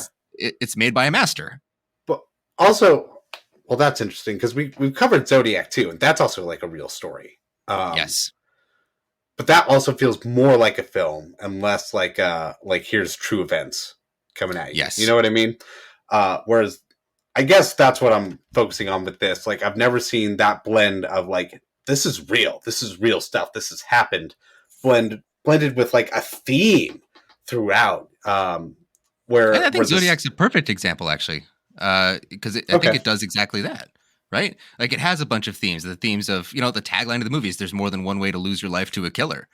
It's a movie about obsession and about failure and about how you can be consumed by things that will destroy your life, and it doesn't have to be because you died. Oh yeah, no, I guess I was saying Zodiac is a film, but I'm not sure how true it is. But now, like thinking back to everything I know about Zodiac, yeah, I guess. Well, exhaustively researched. Yeah. Yeah. Okay, I take that back. Maybe that's an equivalent film. But I think though this movie feels like less realistic or something because it's about the mob and it's so funny and so stylized and like you don't really think like there's almost a sort of cognitive dissonance where it's like this can't be a real person who's telling like this can't be a true story because a dude who is alive today or I think he's still alive what was that? He died 10 years ago, Henry Hill. Oh, okay. Yeah. but like he wrote this biography about he was involved in several murders, and like this can't be real. This is a joke, or this isn't, but it actually is, and that's what's wild about it. And the way that Martin Scorsese made it is just so fantastic. Like the last 30 minutes of the movie where he's like wildly driving around trying to do all the different things and just coked up out of his mind. Like that's insane. That series of scenes, that whole like progression is nuts. And it's the helicopter and everything. That is so wild and fun and stressful. Like he captured what that must have felt like. And you can't believe that someone wrote a biography about this. Like someone made money off of telling this story. That seems wrong. And so like that's part of, I think, why it's hard it's hard for me to believe this is a biopic, you know? So I can't remember this quote, but there was a quote that goes something like, once you get out of the mob or whatever, or once you've like lived a criminal lifestyle, you either have to like settle for doing nothing and then drugs and alcohol and all that, or you can start making money again by telling those stories that you lived through. And Henry Hill is one of those people that lived that way, who he's been interviewed a number of times. Like I've seen so many interviews of him at this point, like on every major broadcasting network, interviewed by everybody. I'm sure he's on podcast somewhere. But yeah, this guy was just out explaining all of it. And yeah.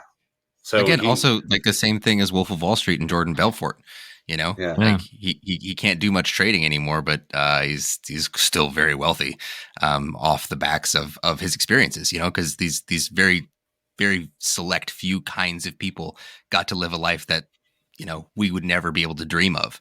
And then they tell us about it. You know, another one that came to mind is Catch Me If You Can. Oh yeah. Frank Abagnale. Yeah. Like he's created a life after his life of criminality, based around like retelling his previous life. And, you know, yeah, it is interesting to me. I think the way you said it, Mike, is exactly like how my brain was trying to process it. Like, what do I consider a biopic and what do I consider a film? And it does feel like the level of stylization does make me think of them differently. Like, if I can see this as the retelling of a life, and yeah, it's in a movie, so it's going to have dialogue that's a little made up, and, you know, it's going to have a soundtrack. Like, yeah, those things are not real, but the main plot points are real. Then I feel like it's a biopic in my opinion. But then if it enters the level of, you know, where most of the movie is the dialogue, like in Goodfellas, like a lot of the movie is based on the dialogue. It's based on the movies from the 60s and 70s, or the music from the 60s and 70s. It does feel like they've entered the realm of like, almost like he's made too much of it up to have that label of biopic. And that doesn't mean that there's anything less good about it, or that there's anything less good about a biopic. I think it is ultimately just a question of categorization at that point, and it doesn't mean a whole lot. But that's how my brain kind of decides the difference between the two, is like how much is of the director and the cinematographer in this movie versus how much is from the autobiography or the, you know, the actual person's life in this movie. Okay, so I think we've run at this a couple different ways. And I wonder if there even is an answer for this, because a lot of this is, as we're all saying, is kind of just our different conceptions of what we mean when we say biopic and what we mean when we say something else. Sure. I think there's enough real events in here that you could call it that if you wanted to. But like Dan was saying before, it doesn't take away, right, from this movie. That label doesn't move anything away from this. If anything, it might just be able to help us discuss it a little bit better, or help us discuss it in a new light, right? I think it's a really good question for that. Have you reached any more clarity, Jesse, or are you still just like, what is it? I guess I'm a little. I don't know. I guess it's everything. I guess this movie's just everything. It's I think that's so what we good. come to. It rises above any sort of categorization like argument that you could have. Is it better than The Godfather? No, maybe. I don't know. Is anything imperfect? Absolutely not. Is it a biopic or is it a film? Well, who cares? It's incredible. That's what it is. Yeah, but I think these sorts of questions are really important for movies where we can't really dig into them. By dig into them, I mean like rip them apart or call them bad or whatever. Because categorization of things that we think are excellent and trying to figure out why we think they're excellent is the next best thing. Yeah, it's actually the only other thing you can do, right? Basically, that's why we're doing really that here. examine the movie. We have to kind of examine ourselves watching it. Yeah. But there is one question to examine the movie, and it's a question that I think that we all kind of came up with in discussion, and we're going to try it out here, and we're going to come back to it over the next coming weeks. But it's Scorsese here is a former Catholic. Maybe he would even say still Catholic man whose Catholicism is like deeply influenced his films. This is not a new take. This shouldn't even be like new information for a lot of people. It's quite clear in his movies. I mean, the man made Silence, right? And he's obsessed with the religiosity of the rigidity of Catholicism. He's obsessed with the battle of good, evil, sin, redemption, all of that good shit, right? And I guess the question that I think is interesting, maybe going forward and talking about his gangster movies, is they're all very obsessed with like, is this good? Is this bad? What's the sin? What's the punishment? And it seems I'm just going to take a quick stab. It seems like this one's pretty straightforward here. The sin is not actually the gangster lifestyle. I don't think that's the sin he wants to punish. The sin's the drugs. And I think the punishment is him losing it all because of the drugs. And I think this has deep parallels to Scorsese's own life as well, in his drug issues. I kind of disagree. I mean, I think that the drugs is a part of it, but I think that there's a sin of disloyalty that occurs. That the drug use is like the I don't know, primary sort of action that Henry Hill takes to be disloyal to Polly. But because like there's a key moment where Polly says like, hey, you got to get off of the drugs after you get out of prison. Like I get whatever you did in there. I don't hold it against you, but you got to get off of it and you can't sell it. And Henry says, okay. And then he drives to Detroit or wherever he's going and he gets it rolling. That's like a key moment where everyone's lives start falling apart, where they stop being loyal to the old guard. And after that, like, Joe Pesci ends up killing the made man, and Jimmy starts going crazy with the Lufthansa heist, and they all start really doing their own thing and cycling out of control because they've stopped being loyal to the sort of the God figure in the movie. So, like, I don't mean to disagree with you, but I think that maybe I'm. That it's the action that most maybe typifies what's actually the deeper thing that's happening or something like that. That makes sense. Yeah, I don't take what you're saying as a disagreement. It just sounds like I picked a smaller thing and you've actually picked up on a big theme that I think probably has a lot of weight to it. Scorsese's also always talking about like who God is to these characters and who they answer to. I think it's a pretty good read. What do you guys think? Now that I think about the disloyalty thing, I think that's also in the marriage, right? Because another part where his life, a little bit earlier, I guess his life isn't falling apart through his marriage, but when she's standing on or sitting on top of him with a gun pointed to his face, you get this real sense that he could have died right there. He came really, really close. And it was because he's not loyal to his wife. In fact, Polly and Jimmy have to come to his apartment and be like, yo, hey, it's time to stop being with your girlfriend and go back to Karen. So I kind of wonder if maybe it is disloyalty period that causes this sort of chaos in your life. Right, because the way that they phrase it, right, is it's fine to have girlfriends, but you don't leave your wife for your girlfriend. Like that's wrong, dude. Like what's wrong with you? She's your wife. like, like like it's weird that you're doing this to us. Like it's weird that you're like not being with your wife and you're just hanging out with your girlfriend. Like come on.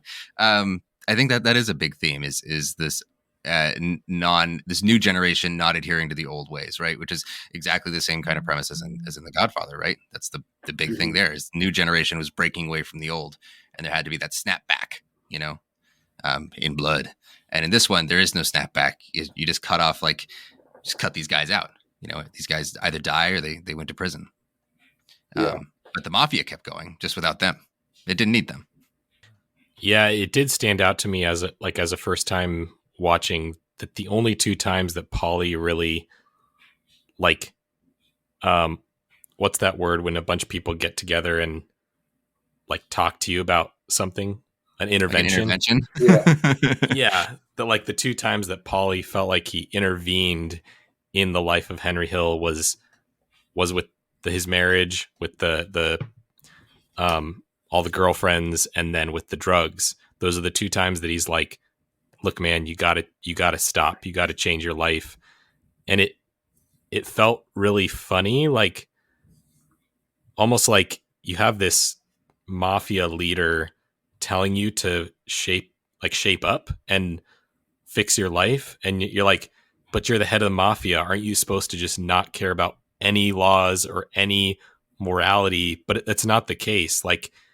It's actually a much more nuanced life that these people lived, and that's kind of, I think, what is part of the beauty of this movie is that it's not just trying to show you how bad the mafia is or how corrupt everybody is. And I think it's kind of why the food thing keeps coming up, where everybody is obsessed with food just as much as with all of the money and the lifestyle. Is they really are a tight-knit family that cares about a lot of real life things, like how to cook the meatballs and how to you put too much onions in the sauce. Okay, you put too much onions. I don't know what to tell you. And how Paulie's sitting there cutting the garlic just the right way. It's he's not doing that. He's doing that because he really believes in it and he loves it. And it's so human and so relatable. And I think that's the masterstroke of this movie, is showing you how relatable almost this life is. And so yeah, I kind of lost my point in all that, but I think that's what was the original question? Just what's we were talking about what the sin was, right? Oh, the sin, yes. Yeah. And so I think for me, the sin ultimately is the disloyalty, and you have to respect the people above you, right? That's what causes Tommy, I think it is, to go and kill the one guy, Bats. Yeah, and that's ultimately what leads to his demise, is the fact that he killed Bats is what comes back to, get him a bullet in the back of the head. And I think that's definitely a strong theme too, is you have to respect your elders, you have to respect those in authority. So loyalty, yes, but also just you don't tell someone off to their face. You don't, badmouth somebody. You don't disrespect them. I think so. His ultimate sin too was being disloyal, but also just losing the respect he had for everybody in the family. Yeah, that's a good point. And maybe Jimmy's sin would be, he loses trust, right? He loses trust in everyone, and he becomes a really dangerous, paranoid kind of man who's just cutting everyone out. Like that scene with him, between him and Karen, when he's telling her yeah, just go down there, just go down there. It's fine. It's dark. and you don't know what's going to happen. Like, is this a setup, or like, why would this be a setup? It seems weird. This doesn't seem right. But he's not helping her, and he's really insistent. Like, go in there, go in there. He like steps out the door and is pointing. And I think that's if we're tracking Henry Hill, lack of loyalty, right, Mike? Yeah. And then we're talking Joe Pesci, DeVito. His is lack of respect. Jimmy, lack of trust. And all three of these tenets are like core tenets for, well, not only just for life, but also for like mafia life, right? Yeah. Well, they're core tenets for family, and I think what they established in the beginning is that like this is a close knit family now. Henry doesn't need his dad; he just needs these guys to protect him. In fact, they will be the father that he never had. They will go out of their way to make sure the mail isn't delivered to his house. Damn it! Yeah, and you see the pictures later where they're, it's a montage where years have passed and they're all like eating dinner together and have gone on vacations together. They're a family now, and in family you need respect, loyalty, and trust. Families don't work otherwise. Especially this podcast family. We have lost all three of those at one point or another. It doesn't work. We're here with respect, loyalty, and trust. Except for you. I don't know about you. I get weird vibes from you. Okay? Just know I'm watching you. Which person are you pointing at? You know who you are. You know who you are. So I think we'll talk more about redemption, maybe in another movie, because I mean, I don't really know if there's redemption here. Wait, what's the punishment? What's the punishment? Is it that Henry Hill has to live as a schnook? Is that the punishment here? Is it that people go to jail? I feel like that's pretty. I mean, unless you don't think it's clear. To me, it seems quite clear. Okay, yeah. No, I just let's wrap the question. Like, here's the question, here's the answer. All right, and then like, is there redemption? Do we want redemption? That's the third part of the question. I think we all want redemption, right? And I think we're interested in seeing redemption, but I wasn't necessarily interested in seeing redemption for these guys. Yeah. That's what I mean by that question. I mean, I was a little bit more bummed out when they had like the text come up and be like, "Oh yeah, and he was arrested for drug possession and like a DUI or something like that." I guess it wasn't quite that. And then he divorced Karen later, and it's like, oh, things have really not gone well for Henry ever since this happened.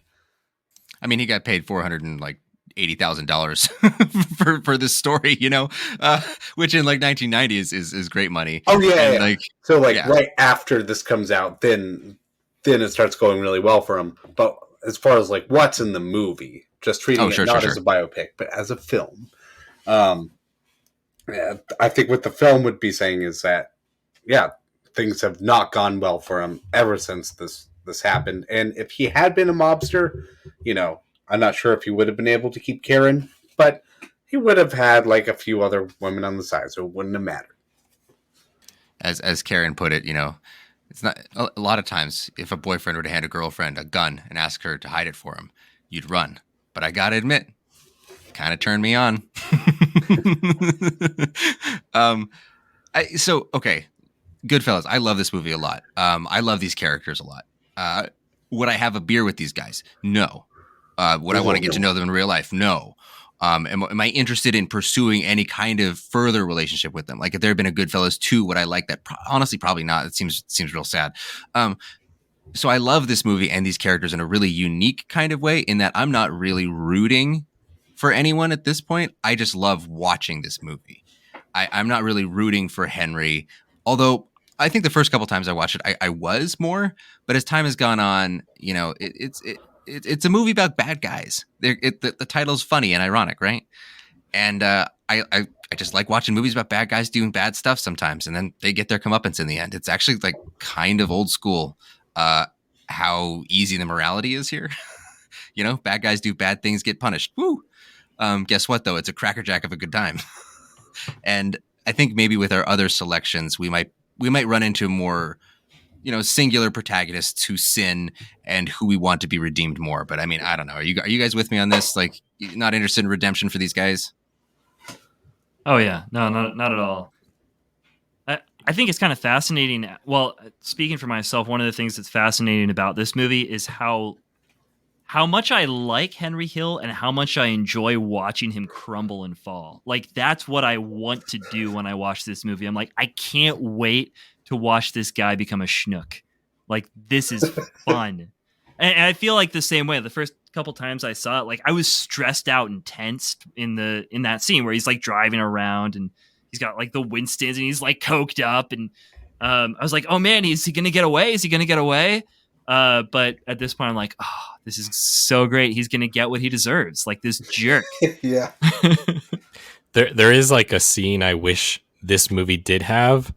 There's the scene where Henry Hill's character is in the courtroom and he has to point to each person. He points at Polly, he points at Robert De Niro's character, and he's like identifying them as being involved in all this criminal activity. And you can see like the betrayal in their eyes. I almost wish there was more like a scene of that happening almost on a larger scale or like more drawn out, because it could be so emotionally impactful. There's a scene in the have you guys seen it's called American Hustle with Ben Affleck and yeah, there's a scene in there where I think it's Ben Affleck's character he's had to basically do the same thing where he's ratted out one of his main heroes in life, and he's essentially like face to face with this person that he has ratted out, who he's looked up to his entire life. It's a very similar ending to the movie, actually, and it's so good. It's so well done. He is like completely distraught by the fact that he has to become a rat and like, tell off these people. Is this Christian Bale you're talking about? Ben Affleck's not in the American Hustle that I'm looking at anyway. Yeah, I'm sorry. I was thinking that. I'm sorry, Christian Bale. My goodness. Yeah, Christian Bale. He doesn't look like Christian Bale in that movie. Not at all. Yes, I'm sorry. It's Christian Bale. Thank you. Thanks for correcting that. I was just curious. Yeah, and that's like, it's such a great scene in the end of that movie, and so maybe this is me like putting that expectation onto a different movie that is not fair to do, but I feel like that could have been a really amazing scene, is like maybe Henry Hill having to talk to Polly directly after this betrayal is out in the open. And yeah, that could have been a really interesting scene to watch. Yeah, I wonder. So something that's interesting is that Scorsese can make like really intensely emotional movies. He's perfectly capable of it, and he makes some movies with more or less emotion in them, depending. Like, meaning they make straight up black comedies with stuff like After Hours. But this one, I think the tone is so light. It's playful and fun. And there's not really emotional scenes. Like the emotion in most of the scenes is rage. That's the main emotion in most scenes. It's just this rage at either circumstances or people, or like exuberant, delirious highs. I don't know if you'd call it joy, but it's something. And I think that actually giving Henry a heart, I think it almost undermines the movie. I don't think we're supposed to care for Henry as a human. I think we're supposed to care about him as the main character in our movie, right? As our protagonist. And I feel like maybe a scene where he has to reckon with some of this with any kind of, sincerity might mess up the tone, especially near there at the end when, he talks directly to the camera and he walks off the witness stand, I mean, that's just a feeling I have, but it would have been good to, it would have been nice to feel something at a certain point, but I don't know. I think we're going to get some more feelings in some of these other gangster movies that are coming up. I will say, oh, sorry, Dan. Yeah. So that final scene where he's talking to the camera, is it implied that all of the voiceover in the movie has kind of been that point of his life. That like all of the voiceover has been him narrating from that point of his life, looking back. I think so. Okay. Yeah, I think it's strongly implied. Yeah. Okay. Cool. That thought came to me, and I was curious if on a second or third viewing that would still hold up. It's nice. It's nice when you finally stop hearing him and start seeing him talk to you. You know, it's a good feeling. I love that, like walking off the stand. Like, I think that's fantastic. And I actually really love that we don't have that. And that scene's actually really short because at this point, like the romanticized view you have of the mob has been completely decimated. Like his best friend, Jimmy, is trying to kill him. And like, Polly has said goodbye, good riddance, no more you, and it's all his fault. And like the truth has come out that like this is a money making institution. It is not a family. I think that's really cool. I think it's done really really excellently. And if they had put in like an emotional like confrontation, that would have completely done away with it. Because like if you have that emotional confrontation, like there's still a connection, there's still a relationship. No, the relationship is completely gone because all it was about whether or not you could work together to make some money doing something illegal. That's it. All right, gents. Last thing I wanted to mention. Anyone else really enjoy watching Samuel L. Jackson get gunned down by Joe Pesci? Oh Is it just me? Great. I was not sure if that was him. I actually was going to look up afterwards. He's so young in that. He's so skinny. He's so skinny. I didn't know Samuel L. Jackson was ever that skinny. I mean, I'm not saying he's fat, but it's like he just looks like a stick man. Yep, he's like a twig. All right, I think we're gonna have to call it. This was a joy, guys. So for our final question, is this a dad movie? Jesse, is this a dad movie? I mean, come on, is it? Oh, 1,000%. It goes in the upper echelons of the Dad Hall of Fame. Yeah, I'm still not sure when to show this to my kids, but I do know they're going to hear that name and they're going to hear me say it's a great movie, but not for you right now. You say, "Oh, Dad, why not?" Gonna tease it. It's too big for you right now. You will understand when you're older because you need to be older. And it's gonna freak them out a little bit, but they're always gonna associate Goodfellas with me, and it's gonna hype it up in them for a very long time. Then one day they're gonna see it, and they're gonna say, "Yeah, that was worth it." And this reminds me of my dad. That's why this is a dad movie. Also, like every guy, I don't know. I feel like this is like an every guy movie. Yeah. Not even just exclusively a dad movie, but there's every guy movies and there's dad movies, and the Venn diagram blends very beautifully right here. How about you, Dan?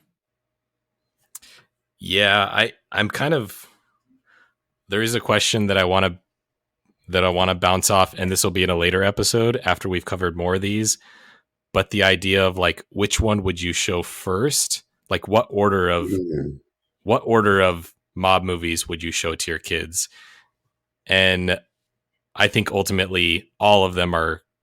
I'm probably going to have the same answer.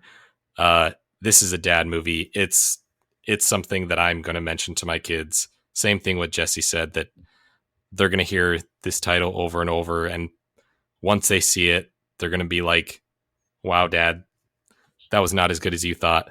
But, and then they'll become an adult and then they'll realize I was right the whole time. Yeah. So 1,001% definitely a dad movie. Beautiful. And Mike? Oh yeah, this is a dad movie. This is your father's movie. You know, like this is every dad who's ever had a kid. It's their movie. Yeah, and it's my movie too. 1,000%. 1,000% for everything you guys have said and more. This is just one of my favorites, and it was a great joy doing it with you guys. I look forward to next week. Next week we are doing Casino. Woohoo! Yeah, another really big one, and I'm excited to talk about that one. I'm going to do a little preview. I don't like that movie nearly as much as Goodfellas, and I've only seen it once, so this will be fun. This will be fun. I'll have to break it down. I've never seen it.